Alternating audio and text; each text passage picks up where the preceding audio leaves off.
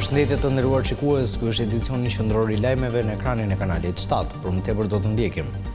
Ndërkombëtarët vlerësojnë progresin e Shqipërisë kundër korrupsionit. Rama lajmëron përdorimin e inteligjencës artificiale kundër aferave. Kryetaria e deleguar e bashkisë sqaron shkarkimin e nënkryetares e sekretarit të përgjithshëm Manuela Aristani thotë se nuk ka krizë, vlerëson Ramën e Veliajin. Aksident tragjik me 4 viktima ndodhi për shkak të shpejtësisë së lartë. Makina po lëvizte me 170 km/h para se të përplasej me betonierën.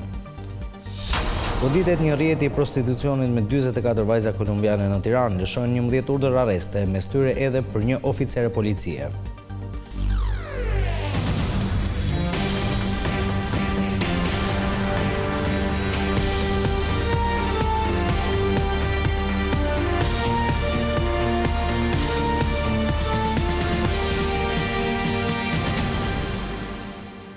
Vazhdojmë gjerësisht me lajmet për ditën e sotme. Shqipëria ka bërë përparime në betejën kundër korrupsionit. Kështu thuhet në raportin e fundit të Grekos, grupit të vendeve të angazhuara në luftën kundër këtij fenomeni. Duke marrë shkas nga prezantimi i gjetjeve të raportit, kryeministri Rama tha se në sektorët më të prekur, korrupsioni do luftohet nëpërmjet inteligjencës artificiale. Grupi shteteve kundër korrupsionit Greko publikoi sot raportin për Shqipërinë duke vlerësuar arritjet e qeverisë në betejën për parandalimin e korrupsionit, duke vënë duke se nga 24 rekomandime, Shqipëria plotësoi 23 të tilla. Gjatë ceremonisë organizuar për prezantimin e gjetjeve të Grekos, kryeministri Edi Rama theksoi vullnetin e qeverisë për të luftuar korrupsionin nëpërmjet modernizimit të shtetit shqiptar. Rama lajmëroi rritjen e mbështetjes financiare të qeverisë ndaj institucioneve të reformës në drejtësi e në mënyrë të veçantë ndaj spakut të gjykatës posaçme. Në sistemin e drejtësisë jemi akoma në epokën e gurit, zhvillojmë intervista në prokurori edhe në polici në fakt.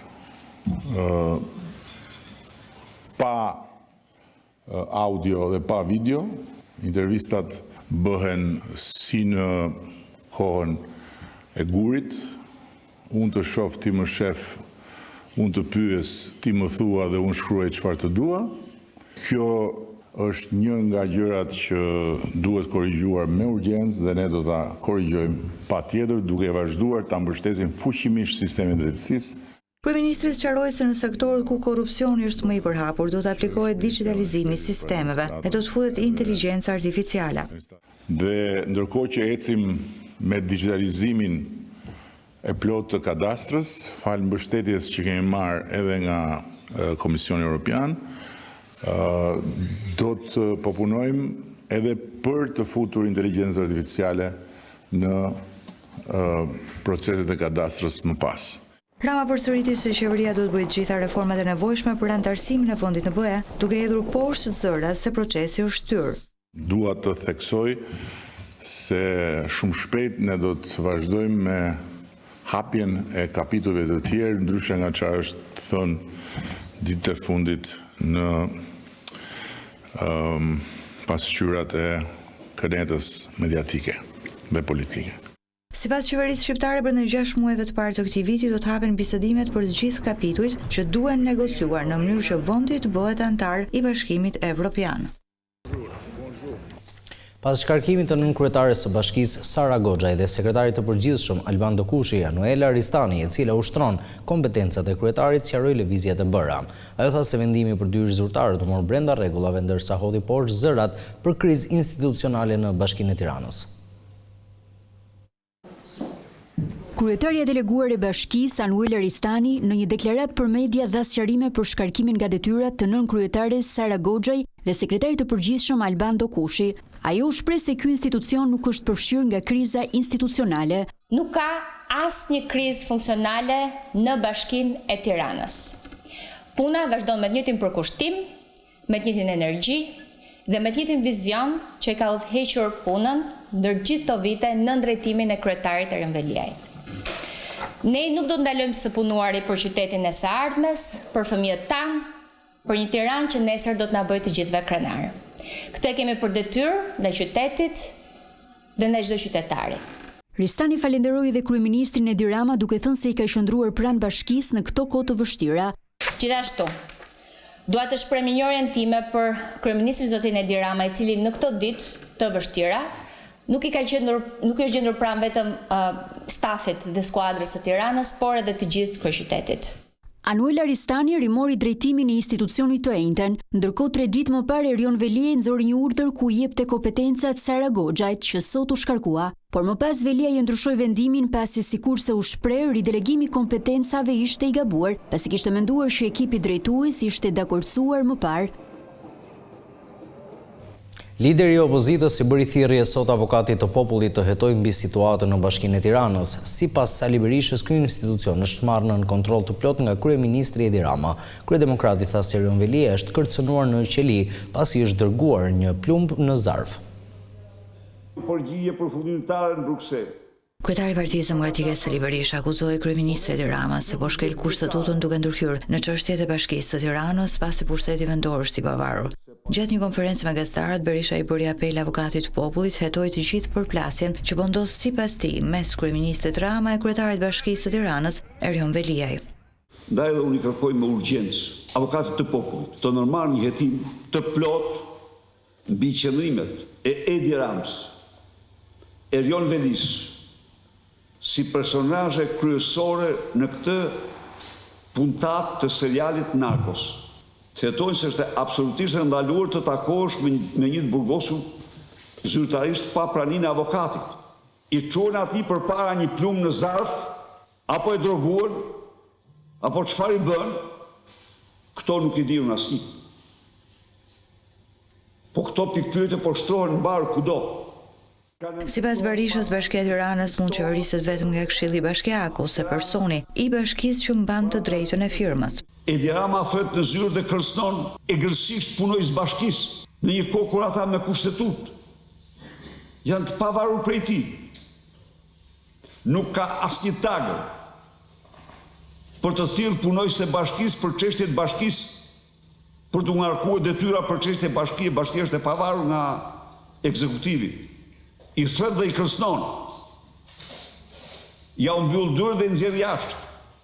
Ndërkaq këshilltarët demokrat në Bashkinë e Tiranës janë drejtuar me një letër Kongresit të autoriteteve lokale të Këshillit të Evropës, ku akuzojnë kryeministrin Edi Rama se po merr kompetencat e një pushteti të pavarur, siç është Bashkia e Kryeqytetit. Ish kryeministri Sali Berisha bëri rekurs në gjykatën e lartë për masën e detyrimit të paraqitjes. Vendimi i lënë në fuqi nga të dyja shkallët detyron atë të paraqitet në prokurinë e posaçme 2 herë në muaj, të hënën e parë e të tretë të çdo muaj. Dosja Partizani aktualisht ka ngecur në procesin e kalimit apo jo për gjykim, ndërsa Sali Berisha e dhëndri i tij Jamar Burmaltezi kanë statusin e të pandehurit. Të dy akuzohen se kanë kryer korrupsion në bashkëpunim. Berisha sipas FAK krijoi kushte të favorizojë dhëndrin, ndërsa ky i fundit përfitoi nga pozita ligjore vjerrit të tij. Por mbi Jamar Burmaltezi rëndon edhe akuza e pastrimit të parave. Edhe ky i fundit dorëzoi rekurs në gjykatën e lartë.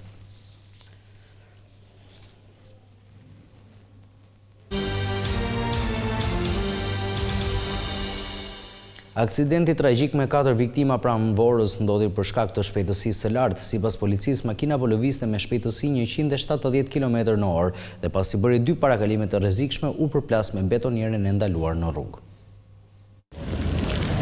Policia rrugore ka zbardhur dinamikën e aksidentit tragjik ku humbën jetën 4 të rinj. Referuar pamjeve të kamerave të sigurisë, automjeti Benz Mercedes ku ndodheshin të rinjt ka kryer parakalimin e 2 kamionëve që lëviznin në rrugën Vor-Fushkruj dhe më pas ka hyrë sërish në Karrexhat ku më pas është përplasur me betonierën e ndaluar. Në dëshminë e tij, shoferi 24 vjeçar tregoi se sapo kishte hyrë në rrugën kryesore, i është fikur betonierja pasi kishte mbaruar nafta. Ka provuar ta ndezë 2 herë dhe më pas ka shkuar në një karburant aty pranë për të marrë naftë. Sipas tij, ai ka harruar të ndezë bllokazhin e mjetit. Sipas grupit hetimor, përplasja ka qenë e fortë dhe ka ardhur për 2 arsye, për shkak të shpejtësisë së lartë dhe mungesës së fushpamjes, pasi mjeti ka parakaluar dhe nuk e ka parë betonierën e ndaluar. Në momentin e përplasjes, thot policia, makina ka qenë me shpejtësi rreth 170 km/h, ndërsa gjatë lëvizjes kur ka kryer edhe parakalimin, mund të ketë qenë me shpejtësi rreth 200 km/h. 44 vajza kolumbiane ishin sjellë në Shqipëri për të ushtruar prostitucion. Ato kontrolloheshin nga një grup kriminal ku bënte pjesë edhe një oficere policie në Tiranë. Një rrjet i mirëfillt prostitucioni është goditur këtë të premte nga policia e Tiranës, pas disa muajve hetime blut e kryeqytetit arritën në finalizimin e operacionit, ku u lëshuan në total 11 masa arresti me urdhër të prokurorisë. 8 masa janë ekzekutuar nga policia, konkretisht 6 masa arrest me burg dhe 2 arrest shtëpie, ndërkohë në kërkim vijojnë të jenë 3 persona. E përfshirë në këtë skem prostitucioni ishte edhe oficerja policisë Anisa Braja. Kjo e fundit me detyrë në komisariatin numër 4, gjente klientë të ndryshëm dhe i dërgonte me pas tek vajzat e reja që vinin nga Kolumbia në Shqipëri për të punuar si prostituta. Në total janë në ndjekje penale 44 kolumbiane të dyshuara si të përfshira në këtë skem. Në mesin e personave në kërkim është dhe një 47 vjeçare nga Kolumbia, e cila drejtonte aktivitetin nga vendi i saj origjinës. Sipas policisë, ajo së bashku me 2 personat e tjerë në Shqipëri, njëra prej tyre punonjësja policisë, siguronin akomodimin e vajzave që shfrytëzoheshin për prostitucion. Në Shqipëri, kolumbiania kishte një taksist që merrej me vajzat si tutor. Ky i fundit i dërgonte shumat e parave ose kriptomonedat përmes agjensive të ndryshme në Kolumbi. Në Tiranë, vajza që vinin nga Amerika Latine priteshin në Rinas dhe akomodoheshin kryesisht nëpër Airbnb. Çmimet që paguheshin nga klientët ishin relativisht të larta, nga 200 deri në 250 euro. Në një raport për vitin e kaluar, enti rregullator i ujit vëren se furnizimi në qytetet e mëdha nuk bëhet për 24 orë, por problemi më i madh mbeten humbjet në rrjet që rezultojnë të jenë mbi 60%. Pavarësisht reformës së ndërmarrë nga qeveria në sektorin ujësjellës, as në vitin 2024 nuk pati ujë 24 orë në çezma për të gjithë abonentët. Kohëzgjatja furnizimit me ujë në rang sektori raportohet 17.3 orë në ditë, me një përmirësim prej 1 orë në ditë. Janë 8 shoqëri, ujësjellës kanalizime rajonale që ofrojnë shërbimin e furnizimit me ujë 20 deri 24 orë në ditë, si UKR Korç, Lezhë, Berat, Gjirokastër, Pogradec, Shkodër, Sarandë dhe Dibër, ndërsa 4 shoqëri UKR rajonale dhe shoqëria UK Tiranë me 13 deri 20 orë në ditë. 4 shoqëritë e tjera ofrojnë furnizimin me ujë 4 deri 13 orë në ditë. Furnizimi me ujë të pandërprer në 24 orë në 7 ditë sipas raportimeve ofrohet vetëm nga shoqëria rajonale UK Lezhë. Po ashtu, raporti vjetor i entit rregullator të ujit tregon se një sasi e madhe e ujit vazhdon të shkojë dëm në rrjet dhe të mos faturohet. Edhe pse i përmirësuar, treguesi i ujit pa të ardhura vijon të mbetet përsëri në nivele mjaft të larta, mbi 60%. Objektivi kryesor për shoqëritë UK për përmirësimin e këtij treguesi duhet të shoqërohet me investimet përkatëse për instalimin e matësve në burim për një përcaktim më të saktë të sasisë së ujit të prodhuar, plotësimi 100% i klientëve me matës individual, si edhe me zbatimin e vazhdueshëm të detyrave nga task forcat përkatëse për zbulimin e lidhjeve të palishme dhe rritjen e faturimit në përgjithësi. Ndërkohë, afro 120.000 abonent vazhdojnë të jenë pa matos për ujin, ndërsa drejt entit rregullator të ujit qytetarët vijojnë të ankohen për faturim a forfe. Në raport evidentohet se gjatë 2024-s ka pasur raste problematike të faturimit a forfe për vite të tëra për konsumator që nuk jetojnë prej vitesh në banesat e tyre. Kompania Flux Fusion ka hapur showroomin e ri në kryeqytet. Klientët mund të gjejnë markat më të mira të makinave elektrike me çmime konkurruese. Me 327 makina të shitura në 500 ditë dhe rreth 181 klient të kënaqur, Flux Fusion ka hapur showroomin më të ri në zemër të Tiranës. Me një hapësirë moderne dhe inovative, markat më të mira dhe çmimet konkurruese duke ofruar cilësi, besueshmëri dhe profesionalitet. Kam shëtitur me një nga këto makinat fantastike që i keni në showroom këtu edhe kam parë se sa bukur është thjesht aty brenda si aeroplan është ajo makina me një dizajn fantastik, komfort absolut, muzika dëgjohet shumë. Flux Fusion ofron një gamë të gjerë të makinave elektrike duke siguruar modele moderne të avancuara, të cilat kombinojnë performancën e lartë dhe dizajnin unik. Luks, efikasitet dhe performancë në një makinë të vetme.